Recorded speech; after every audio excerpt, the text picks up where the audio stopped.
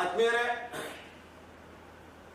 ಕರ್ನಾಟಕ ರಾಜ್ಯ ದಲಿತ ಸಂಘರ್ಷ ಸಮಿತಿ ತಾಲೂಕಾ ಶಾಖೆ ಸಿಂದಗಿ ಡಾಕ್ಟರ್ ಡಿ.ಜಿ. ಸಾಗರ ಬಣದ ವತಿಯಿಂದ ಈ ವರ್ಷ ಸಂವಿಧಾನ ಶಿಲ್ಪಿ ಮಹಾನ್ ಮಾನವತಾವಾದಿ ವಿಶ್ವರತ್ನ ಡಾಕ್ಟರ್ ಬಾಬಾ ಸಾಹೇಬ್ ಅಂಬೇಡ್ಕರ್ ಅವರ 134ನೇ ಜಯಂತ್ಯೋತ್ಸವವನ್ನು ಅದ್ದೂರಿಯಾಗಿ ಮತ್ತು ಅರ್ಥಪೂರ್ಣವಾಗಿ ಆಚರಣೆ ಮಾಡಬೇಕು ಅಂತಕ್ಕಂಥ ಸದುದ್ದೇಶದಿಂದ ಒಂದು ವಿಶೇಷ ಶೀರ್ಷಿಕೆಯಡಿ ಭೀಮೋತ್ಸವ ಅಂತಕ್ಕಂಥ ಕಾರ್ಯಕ್ರಮವನ್ನು ಹಾಕಿಕೊಳ್ಳುವುದರ ಮೂಲಕ ಈ ಭೀಮೋತ್ಸವ ಅದ್ದೂರಿ ಸಮಾರಂಭದಲ್ಲಿ ಸುಮಾರು 5 ದಿನಗಳ ಕಾಲ ಸಿಂದಗಿ ನಗರದಲ್ಲಿ ದಿನಾಂಕ ಏಪ್ರಿಲ್ 10ನೇ ತಾರೀಕಿನ ದಿನದಿಂದ ಏಪ್ರಿಲ್ 14ನೇ ತಾರೀಕಿನವರೆಗೆ ನಿರಂತರ 5 ದಿನಗಳ ಕಾಲ ಏಪ್ರಿಲ್ 10, 11, 12, 13 ಮತ್ತು 14 ಏಪ್ರಿಲ್ 10ನೇ ತಾರೀಕಿನ ದಿವಸ ನಾವು ಭೀಮೋತ್ಸವ ಕಾರ್ಯಕ್ರಮವನ್ನು ಆಚರಣೆ ಮಾಡ್ತಾ ಇದ್ದೇವೆ. 10ನೇ ತಾರೀಕಿನ ದಿನದಿಂದ ಪ್ರತಿದಿನವೂ ಕೂಡ ಬೆಳಿಗ್ಗೆ ಮತ್ತು ಸಾಯಂಕಾಲ ವಿವಿಧ ರೀತಿಯ ಜಾಗೃತಿ ಕಾರ್ಯಕ್ರಮಗಳು, ಸಂವಿಧಾನ, ಪ್ರಜಾಪ್ರಭುತ್ವ, ಡಾಕ್ಟರ್ ಬಾಬಾ ಸಾಹೇಬ್ ಅಂಬೇಡ್ಕರ್ ಅವರ ಜೀವನ ಮತ್ತು ಅವರ ಆದರ್ಶಗಳನ್ನ ಪ್ರಚಾರ ಮಾಡತಕ್ಕಂಥ ಮತ್ತು ಜಾಗೃತಿ ಮಾಡತಕ್ಕಂಥ ಕಾರ್ಯಕ್ರಮವನ್ನು ನಾವು ಹಮ್ಮಿಕೊಂಡಿದ್ದೇವೆ. ಹಾಗಾಗಿ ಸುಮಾರು 4 ದಿನಗಳ ಕಾಲ ಈ ಒಂದು ವ್ಯವಸ್ಥೆ ನಡೆದು 5ನೇ ದಿನಕ್ಕೆ ಏಪ್ರಿಲ್ 14ನೇ ತಾರೀಕಿನ ದಿವಸ ಈ ರಾಜ್ಯದ ಪ್ರತಿಷ್ಠಿತ ಕಲಾ ತಂಡಗಳೊಂದಿಗೆ ಡಾಕ್ಟರ್ ಬಾಬಾ ಸಾಹೇಬ್ ಅಂಬೇಡ್ಕರ್ ಅವರ ಪ್ರತಿಮೆಯನ್ನ ರಾಜ್ಯದ ಪ್ರತಿಷ್ಠಿತ ಕಲಾ ತಂಡಗಳೊಂದಿಗೆ ನಗರದ ಪ್ರಮುಖ ಬೀದಿಗಳಲ್ಲಿ ಸಂಚಾರ ಮಾಡುವುದರ ಜೊತೆಗೆ ಭವ್ಯವಾಗಿರ್ತಕ್ಕಂಥ ಮತ್ತು ಅದ್ಭುತವಾಗಿರ್ತಕ್ಕಂಥ ಮೆರವಣಿಗೆಯನ್ನ ಕರ್ನಾಟಕ ರಾಜ್ಯ ದಲಿತ ಸಂಘರ್ಷ ಸಮಿತಿಯನ್ನ ಒಂದು ಒಳಗೊಂಡು ನನ್ನ ಎಲ್ಲ ಪ್ರಗತಿಪರ ವಿಚಾರವಾದಿಗಳು, ನನ್ನೆಲ್ಲ ಸೋದರರು ಎಲ್ಲರೂ ಕೂಡಿ ಮಾಡ್ತಾ ಇದ್ದೇವೆ ಅಂತಕ್ಕಂಥ ವಿಚಾರ ಈ ಪತ್ರಿಕಾಗೋಷ್ಠಿಯಲ್ಲಿ ನಾವು ಹೇಳಿಕೆ ಬಯಸ್ತಾ ಇದ್ದೇವೆ. ವಿಶೇಷವಾಗಿ ಏಪ್ರಿಲ್ 14ನೇ ತಾರೀಕಿನ ದಿವಸ ಕೇವಲ ಡಾಕ್ಟರ್ ಬಾಬಾ ಸಾಹೇಬ್ ಅಂಬೇಡ್ಕರ್ ಅವರ ಪ್ರತಿಮೆ ವೃತ್ತವನ್ನ ಶೃಂಗಾರ ಮಾಡದೇನೆ ಎಲ್ಲಾ ಈ ನಗರದಲ್ಲಿರ್ತಕ್ಕಂಥ ಎಲ್ಲಾ ಮಹಾಪುರುಷರ ಪ್ರತಿಮೆಗಳ ಶೃಂಗಾರ ಮಾಡತಕ್ಕಂಥ ಕಾರ್ಯಕ್ರಮವನ್ನು ಕೂಡ ನಾವು ಆಯೋಜನೆ ಮಾಡ್ಕೊಂಡಿದ್ದೇವೆ. ಮೊನ್ನೆ ಒಂದು 2-3 ದಿನಗಳ ಕಾಲ ನಾವು ಮೀಟಿಂಗ್ ಅನ್ನ ಮಾಡಿ ನಾವು ಆ ಒಂದು ವ್ಯವಸ್ಥೆಯನ್ನು ಮಾಡ್ಕೊಂಡಿದ್ದೇವೆ. ಹಾಗಾಗಿ ಎಲ್ಲ ಮಹಾಪುರುಷರಿಗೂ ಕೂಡ ಗೌರವ ಕೊಡುವುದರ ಮೂಲಕ ನಾವು ಒಂದು ಅರ್ಥಪೂರ್ಣವಾಗಿರ್ತಕ್ಕಂಥ ಕಾರ್ಯಕ್ರಮವನ್ನ ಹಾಕೊಳ್ತಕ್ಕಂಥ ವ್ಯವಸ್ಥೆ ಮಾಡಿದ್ದೇವೆ. ತದನಂತರ ಒಂದು ಭವ್ಯವಾಗಿರ್ತಕ್ಕಂಥ ಮೆರವಣಿಗೆ ಮುಗಿದಾದ ನಂತರ ಸಾಯಂಕಾಲ 5 ಗಂಟೆಗೆ ಬಹಿರಂಗ ಸಭೆಯನ್ನ ಆಯೋಜಿಸಲಾಗಿತ್ತು. ಆ ಭೀಮೋತ್ಸವ ಕಾರ್ಯಕ್ರಮದಲ್ಲಿ ಬಹಿರಂಗ ಸಭೆಯನ್ನ ಆಚರಿಸತಕ್ಕಂಥ ಒಂದು ಆಯೋಜನೆಯನ್ನ ಮಾಡತಕ್ಕಂಥ ವ್ಯವಸ್ಥೆ ಮಾಡಲಾಗಿತ್ತು. ಇದಕ್ಕೆ ನಮ್ಮ ತಾಲೂಕಿನ ಜನಪ್ರಿಯ ಶಾಸಕರು ಆಗಿರ್ತಕ್ಕಂಥ ಅಶೋಕ್ ಮನಗುಡಿ ಅವರು ಮತ್ತು ಕರ್ನಾಟಕ ರಾಜ್ಯ ದಲಿತ ಸಂಘರ್ಷ ಸಮಿತಿಯ ರಾಜ್ಯ ಸಂಚಾಲಕರಾಗಿರ್ತಕ್ಕಂಥ ಡಾಕ್ಟರ್ ಡಿ.ಜಿ. ಸಾಗರ್ಜಿ ಅವರು ಮತ್ತು ತಾಲೂಕಿನ ವಿವಿಧ ಪಕ್ಷದ ಮುಖಂಡರುಗಳು, ಗಣ್ಯರು, ಜಿಲ್ಲೆಯ ಮುಖಂಡರುಗಳು, ರಾಜಕೀಯ ಪಕ್ಷದ ಗಣ್ಯರು ಮತ್ತು ಸಾಮಾಜಿಕ ಹೋರಾಟಗಾರರು, ವಿವಿಧ ಪ್ರಗತಿಪರ ಸಂಘಟನಾಕಾರರು ಕೂಡ ಹೆಚ್ಚಿನ ಸಂಖ್ಯೆಯಲ್ಲಿ ನಾವು ಆಮಂತ್ರಣ ನೀಡಿ ಅವರನ್ನ ಗೌರವಿಸುವಂತಕ್ಕಂಥ ಕೆಲಸವನ್ನು ನಾವು ಮಾಡ್ತಾ ಇದ್ದೇವೆ.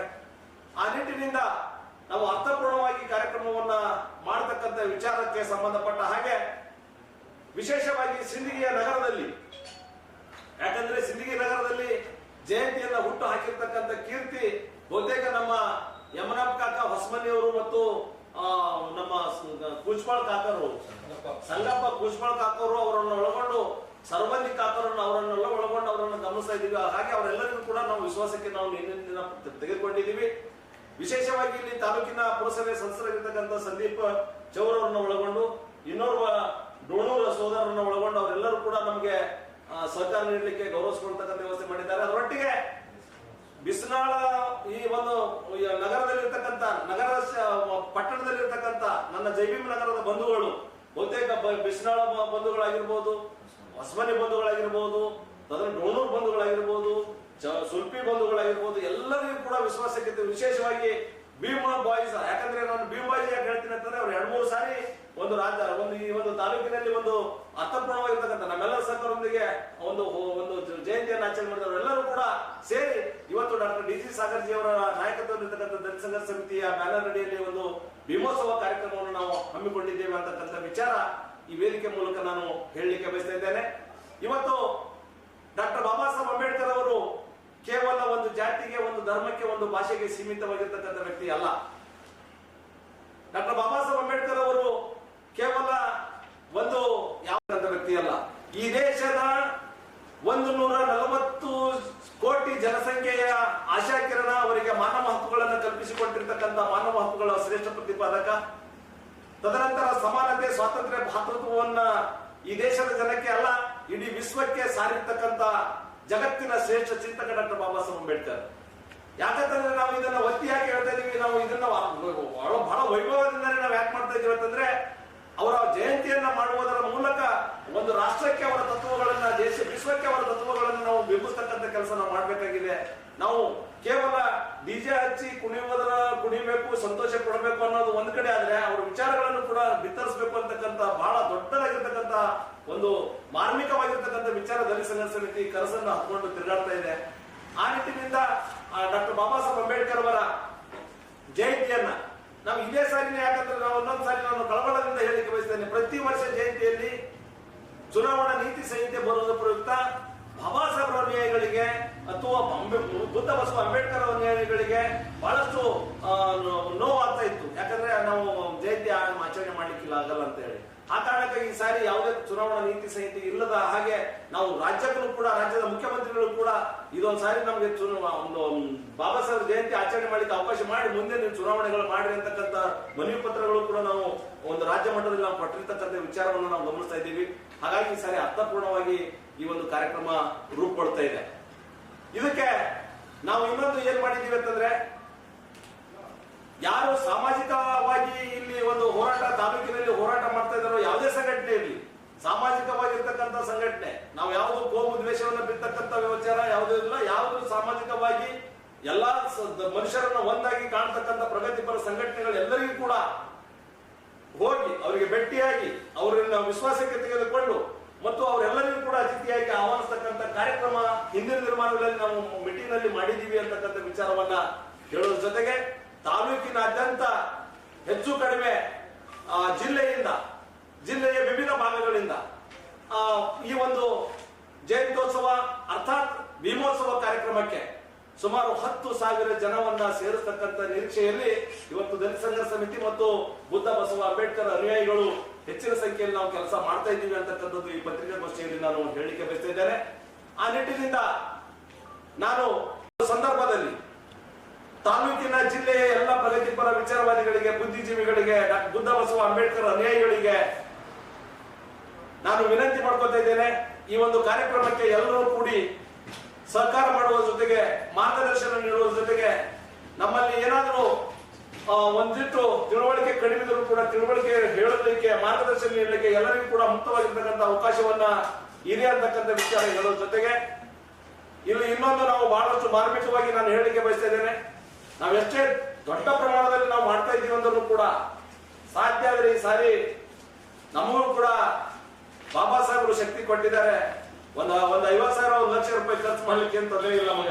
ಹಾಗಾಗಿ ಯಾರಿಗೂ ಕೂಡ ವಿನಾಕಾರಣ ಹೋಗಿ ದಬ್ಬಾಳಿಕೆ ಮಾಡಿ ಪಟ್ಟಿ ಅದು ಮಾಡಲಾರ್ದೇನೆ ಗೌರವಯುತವಾಗಿರ್ತಕ್ಕಂಥ ಆ ಒಂದು ಭೀಮೋತ್ಸವ ಮಾಡಬೇಕು ಅಂತಕ್ಕಂಥ ಸಂಕಲ್ಪದಲ್ಲಿ ನಾವು ಇದ್ದೀವಿ ಅಂತಕ್ಕಂಥ ವಿಚಾರ ಈ ಸಂದರ್ಭದಲ್ಲಿ ತಮ್ಮೆಲ್ಲರಿಗೂ ನಾನು ಹೇಳಲಿಕ್ಕೆ ಬಯಸ್ತಾ, ಜೊತೆಗೆ ಕನ್ನಡ ಪರ ಸಂಘಟನೆಗಳು, ನಾನು ಈಗಾಗಲೇ ನಾವು ಸಮಿತಿ ಮೀಟಿಂಗ್ ಮಾಡಿದ್ದೇವೆ. ಎಲ್ಲ ಕನ್ನಡ ಪರ ಸಂಘಟನೆಗಳು, ಯಾರು ಜಾತ್ಯತೀತ ತತ್ವದ ಮೇಲೆ ನಂಬಿಕೆ ಇಟ್ಟಿರ್ತಕ್ಕಂಥ ಎಲ್ಲ ವ್ಯಕ್ತಿಗಳಿಗೂ ಕೂಡ ನಾವು ಆಹ್ವಾನವನ್ನ ಮಾಡ್ತಕ್ಕಂಥ ಕೆಲಸ ಮಾಡ್ತಾ ಇದ್ದೇವೆ. ವಿಶೇಷವಾಗಿ ಪಟ್ಟಣದ ಗುರು ಹಿರಿಯರ ಸಹಕಾರದೊಂದಿಗೆ ನಾವು ಇಲ್ಲಿ ಒಂದು ಅರ್ಥಪೂರ್ಣವಾಗಿರ್ತಕ್ಕಂಥ ಒಂದು ಜಯಂತ್ಯೋತ್ಸವ ಮತ್ತು ಭೀಮೋತ್ಸವವನ್ನು ಮಾಡ್ತಕ್ಕಂಥ ಕಾರ್ಯಕ್ರಮ ಮಾಡ್ತಾ ಇದ್ದೀವಿ. ತದನಂತರ ಇನ್ನೊಂದು ಇಲ್ಲಿ ನೀವು ನೋಡಿದ ಹಾಗೇನೆ ಯಾವ ರೀತಿ ಕನ್ನಡ ರಾಜ್ಯೋತ್ಸವದಲ್ಲಿ ಮಾಡಿದೆವು, ಮಹಾನಾಯಕರ ಫೋಟೋಗಳನ್ನ ಹಾಕ್ತಕ್ಕಂಥದ್ದು. ಈ ಸಾರಿನೂ ಕೂಡ ಬಾಬಾ ಸಾಹೇಬ್ ಜಯಂತಿ ಒಂದು, ಬಸವಣ್ಣನವರ ಫೋಟೋ, ತದನಂತರ ಎಲ್ಲಾ ಸಾಮಾಜಿಕ ಮಹಾಪುರುಷರ ಫೋಟೋಗಳನ್ನು ಕೂಡ ಮೆರವಣಿಗೆ ಮಾಡಬೇಕು ಅಂತಕ್ಕಂಥ ವಿಚಾರದಲ್ಲಿ ದಲಿತ ಸಂಘರ್ಷ ಸಮಿತಿ ಚಿಂತನೆ ಮಾಡ್ತಾ ಇದೆ. ಹಾಗಾಗಿ ಎಲ್ಲರ ತತ್ವಗಳು ನಮಗೆ ಒಂದು ಆದರ್ಶವಾಗಿ ಇರಲಿ, ಸೂಕ್ತವಾಗಿರ್ತಕ್ಕಂಥ ಸಮಾಜ ನಿರ್ಮಾಣ ಆಗಲಿ ಅಂತಕ್ಕಂಥ ವಿಚಾರದಿಂದ ನಾವು ಒಂದು ಭೀಮೋತ್ಸವ ಕಾರ್ಯಕ್ರಮ ಹಮ್ಮಿಕೊಂಡಿದ್ದೇವೆ ಅಂತಕ್ಕಂಥ ವಿಚಾರ ಹೇಳೋದ್ರ ಜೊತೆಗೆ ನಾಡಿನ ಜನತೆಗೆ, ತಾಲೂಕಿನ ಜಿಲ್ಲೆಯ ಜನತೆಗೆ, ಸಮಸ್ತ ಜನತೆಗೆ ಕೈ ಮುಗಿದು ಹೇಳಲಿಕ್ಕೆ ಬಯಸ್ತಾ ಇದ್ದೀನಿ. ಈ ಒಂದು ನಾವೆಲ್ಲರೂ ಸರ್ಕಾರ ಮಾಡಬೇಕು ಅಂತಕ್ಕಂಥ ವಿಚಾರವನ್ನು ಹೇಳೋದ್ರ ಜೊತೆಗೆ ಹೆಚ್ಚಿನ ಸಂಖ್ಯೆಯಲ್ಲಿ ಒಂದು ಭಾಗವಹಿಸಬೇಕು ಅಂತಕ್ಕಂಥ ವಿಚಾರವನ್ನು ಹೇಳೋದ್ರ ಜೊತೆಗೆ ಏನಾದರೂ ಸಲಹೆಗಳು ಸಹಕಾರಗಳಿದ್ರೆ ದಯವಿಟ್ಟು ದಲಿತ ಸಂಘರ್ಷ ಸಮಿತಿ ಕಾರ್ಯಾಲಯಕ್ಕೆ ಬಂದು ಚರ್ಚೆ ಮಾಡುವುದರ ಮೂಲಕ ಒಂದಿಷ್ಟು ಸಮಸ್ಯೆಗಳನ್ನ, ಒಂದಿಷ್ಟು ವಿಚಾರಗಳನ್ನ, ಒಂದಿಷ್ಟು ವೈವಿಧ್ಯತೆಯನ್ನ ಸೃಷ್ಟಿ ಮಾಡಲಿಕ್ಕೆ ಸಹಕರಿಸಬೇಕು ಎಲ್ಲ ಪ್ರಜ್ಞಾವಂತ ನಾಗರಿಕರು ಅಂತ ಹೇಳಿ ಈ ವೇದಿಕೆ ಮೂಲಕ ವಿನಂತಿಸಿಕೊಂಡು ನನ್ನ ಮಾತನ್ನ ಭವ್ಯ ಆರು ಗಂಟೆಗೆ 5 ಗಂಟೆಗೆ ಬಹಿರಂಗ ಸಭೆ ಮುಗಿದ ನಂತರ 6 ಗಂಟೆಗೆ ಡಾಕ್ಟರ್ ಬಾಬಾ ಸಾಹೇಬ್ ಅಂಬೇಡ್ಕರ್ ಅವರ ಕುರಿತಾಗಿರ್ತಕ್ಕಂಥ ಅವರ ಜೀವನ ಚರಿತ್ರೆ ಕುರಿತಾಗಿರ್ತಕ್ಕಂಥ ಭಾರತ ಭಾಗ್ಯ ವಿಧಾತ ಅಂತಕ್ಕಂಥ ನಾಟಕ ಅವ್ರ ಜೊತೆ ಮಾತಾಡಿದ್ವಿ. ಒಂದು ಸ್ಕ್ರಿಪ್ಟ್ ಇದೆ, ಅವ್ರ ರೆಡಿಮೇಡ್ ಸ್ಕ್ರಿಪ್ಟ್ ಇದೆ, ಅವ್ರ ಜೊತೆ ಮಾತಾಡಿದ್ದೀವಿ. ಅವರನ್ನ ಕರೆಸಿ ನಾಟಕ ಮಾಡ್ತಕ್ಕಂಥ ವ್ಯವಸ್ಥೆ ಎಲ್ಲನೂ ಕೂಡ ನಡೀತಕ್ಕಂಥದ್ದು ಡಾಕ್ಟರ್ ಬಾಬಾ ಸಾಹೇಬ್ ಅಂಬೇಡ್ಕರ್ ವೃತ್ತದಲ್ಲಿ ಅಂತಕ್ಕಂಥ ವಿಚಾರವನ್ನ ಹೇಳೋ ಜೊತೆಗೆ ಏನಾದರೂ ಸಲಹೆ ಸರ್ಕಾರಗಳಿದ್ರೆ ತಾಲೂಕಿನ ಜನತೆ ಸರ್ವರೀತಿಯಿಂದ ಕೊಡ್ಲಿಕ್ಕೆ ತಾವು ಸಿದ್ಧರಿರಬೇಕು ಅಂತಕ್ಕಂಥ ವಿಚಾರ ನಾವು ಅತ್ಯಂತ ಸಹೃದಯತೆಯಿಂದ ನಾವು ಸ್ವೀಕಾರ ಮಾಡ್ಕೋತೀವಿ ಅಂತಕ್ಕಂಥ ವಿಚಾರವನ್ನು ಹೇಳ್ತಾ ಇಲ್ಲಿ ತದನಂತರದಲ್ಲಿ ಈ ಸಾರಿ ನಾನು ದಲಿತ ಸಂಘರ್ಷ ಸಮಿತಿಯಿಂದ ಎಲ್ಲಾ ಹಳ್ಳಿಗಳಲ್ಲಿ ಕೂಡ ಅವತ್ತು ಏಪ್ರಿಲ್ ತಾರೀಕು 14 ಹೊರತುಪಡಿಸಿ ಮುಂದೆ 15, 20 ಹೀಗೆ 3 ತಿಂಗಳ ಕಾಲವನ್ನು ಕೂಡ ನಿರಂತರವಾಗಿ ಡಾಕ್ಟರ್ ಬಾಬಾ ಸಾಹೇಬ್ ಅಂಬೇಡ್ಕರ್ ಅವರ ಜಯಂತಿಯನ್ನು ಆಚರಣೆ ಮಾಡತಕ್ಕಂಥ ಕಾರ್ಯಕ್ರಮ ನಾನು ದಲಿತ ಸಂಘ ಸಮಿತಿಯಿಂದ ಹಮ್ಮಿಕೊಂಡಿದ್ದೇವೆ ಅಂತಕ್ಕಂಥ ವಿಚಾರವನ್ನ ಹೇಳ್ತಾ ನನ್ನ ಮಾತಿಗೆ ನಾನು ವಿರಾಮವನ್ನು ಹೇಳಲಿಕ್ಕೆ ಬಯಸ್ತಾ ಇದ್ದೇನೆ. ಜೈ ಭೀಮ್, ಜೈ ಪ್ರಬುದ್ಧ ಭಾರತ್.